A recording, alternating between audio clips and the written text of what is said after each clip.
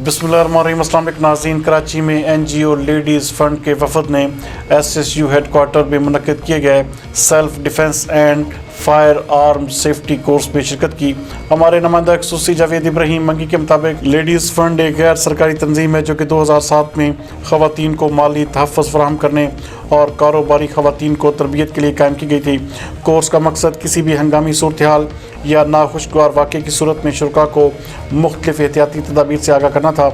Training के दौरान वफद को मार्शल आर्ट्स, फायरिंग और मुख्तलिफ़ किस्म के असलहा के इस्तेमाल के बारे में आगाह किया गया। बाद अज़ां वफद ने खुद फायरिंग करने की अमली मशक भी की।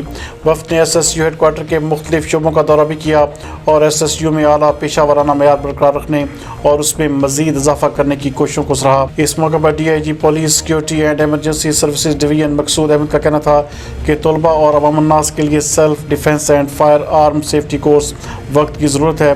तलबा और शहरियों का कोर्स में दिलचस्पी लेना यकीनन खुशाइंद है, जबकि अवाम-उन-नास को सिक्योरिटी डिवीजन और SSU का भरपूर तावन हासिल रहेगा। उनका मज़ीद कहना था कि SSU जिनसी मसावत पर यकीन रखता है और मर्द और औरत दोनों को मसावी मौके फराहम करता है ताकि वह अपनी सलाहियतों को बरूए कार लाते हुए कौम की खिदमत कर सकें। बाद अज़ां कोर्स के शुरका को सर्टिफिकेट्स भी पेश किए गए।